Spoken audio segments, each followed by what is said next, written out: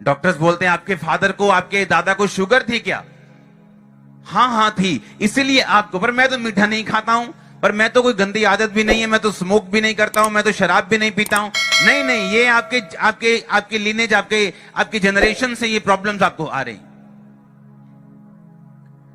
आज जब आप ये प्रभु भोज लेंगे, आप उस स्पिरिट से, उस लहू की आत्माओं से जो आपके बाप दादाओं के पीछे से हैं, आज आप फ्री होने वाले हो टोटली।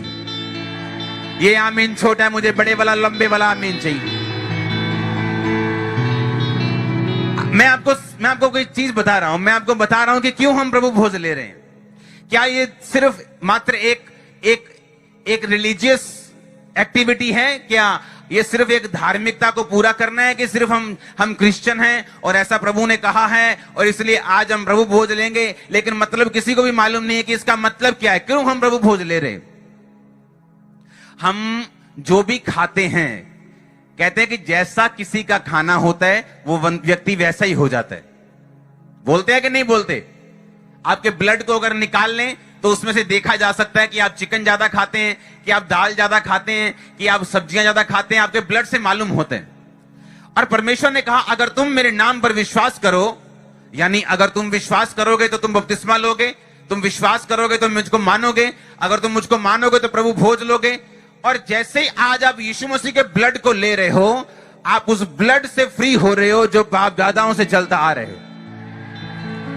और इसलिए यीशु मसीह ने कहा अगर तुम मेरा ब्लड लोगे तो मेरा जीवन तुम में बना रहेगा। और आज इस प्रभु भोज को लेने के बाद जब हम प्रार्थनाएं करेंगे कि परमेश्वर वंशों के श्रापों से और उन आत्माओं से आपको आजाद करे, आज आपकी लाइफ का बिगेस्ट डे है डिलीवरेंस का, यीशु मसीह के सामर्थी नाम में।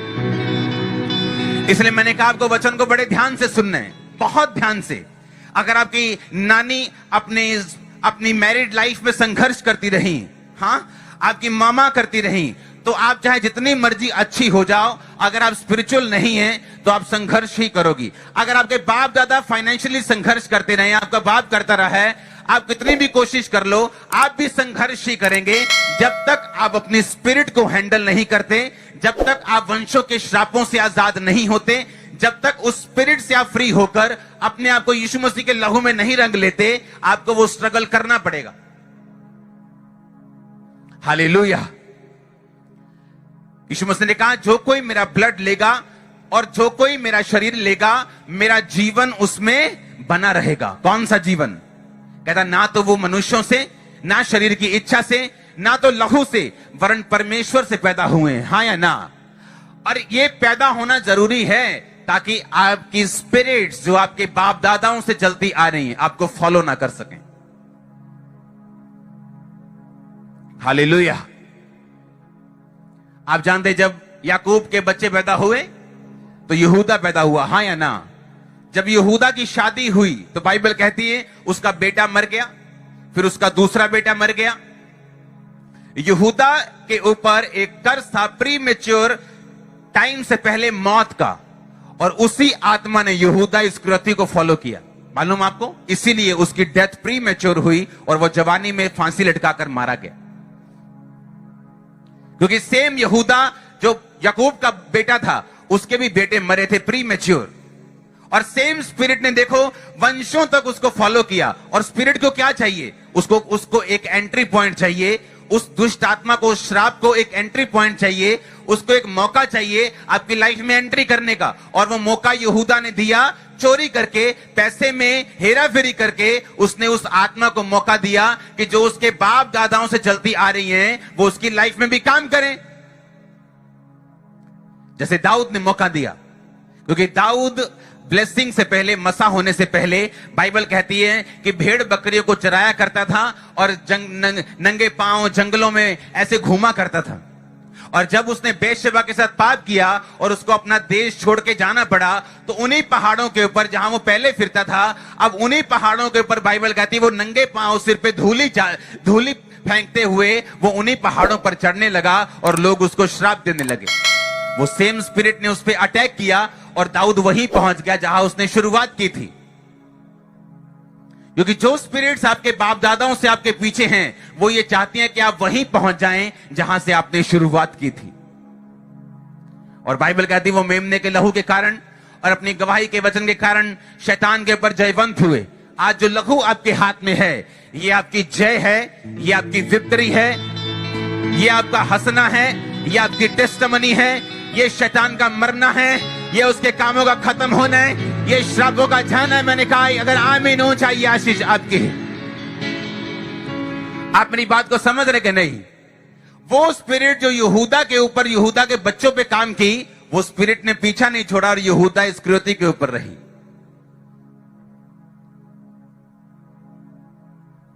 और वही स्पिरिट यीशु मसीह के पीछे थी, क्योंकि वो भी यहूदा से था, पर वो परमेश्वर के संग था, इसलिए वो जी उठा। आप जी उठेंगे आज। मैंने कहा आप जी उठेंगे आज। सारी स्पिरिट्स कैंसल यीशु मसीह के सामर्थ्य नाम में। आमीन हो जा तो ये आशीष आपके। मैंने कहा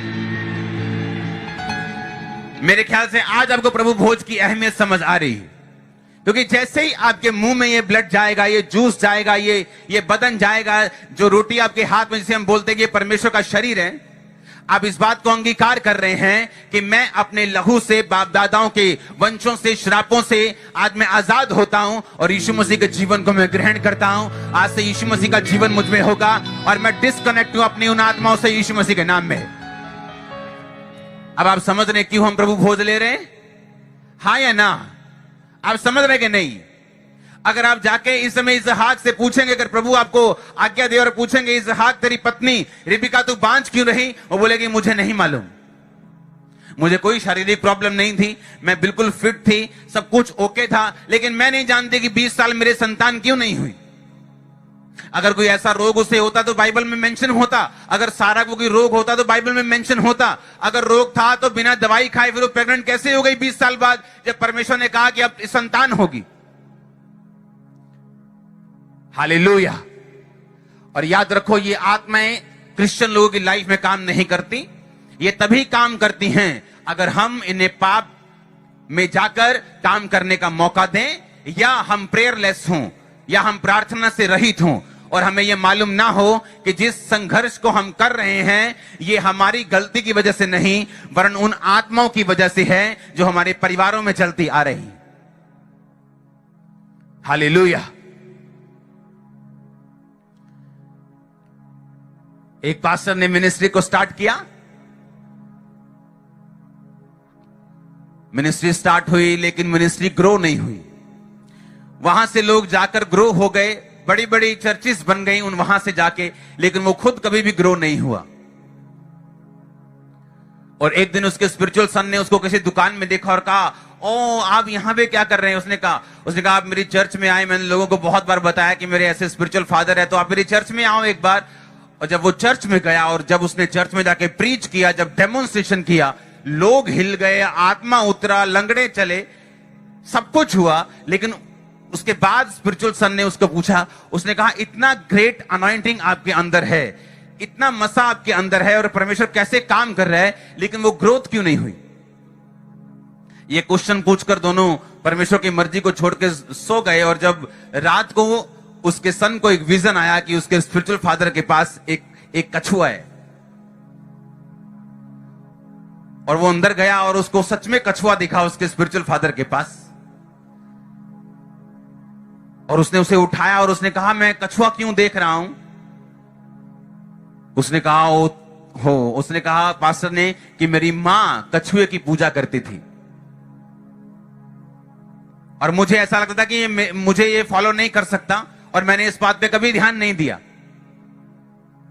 और इसीलिए उसकी ग्रोथ कछुए की तरह थी और वो कभी बड़ा नहीं।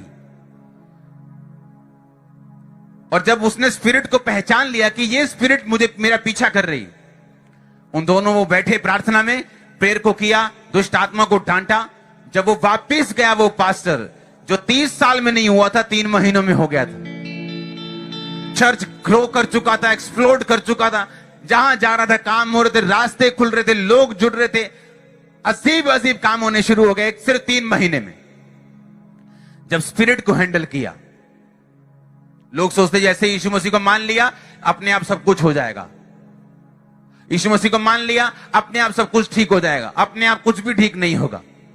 उसने कहा देखो मैंने तुम्हें सांपों और बिच्छुओं को रौंदने का पूरा अधिकार दिया, इसका मतलब तुम्हें रौंदना पड़ेगा। यीशु मसीह ने नहीं रौंदना, तुम्हें रौंदना है। उसने कहा मैंने तुम्हें रौंदने का अधिकार दिया, इसका मतलब वो सामने तेरे जिंदा होगा तभी तू रौंदेगा ना। किसी वस्तु से में कुछ भी हानि ना होगी, इसका मतलब वो हानि करने का कोशिश करेगा, यत्न करेगा। लेकिन परमेश्वर ने कहा मैं तुम्हें सांपों और बिच्छुओं को रौंदने का अधिकार देता हूं।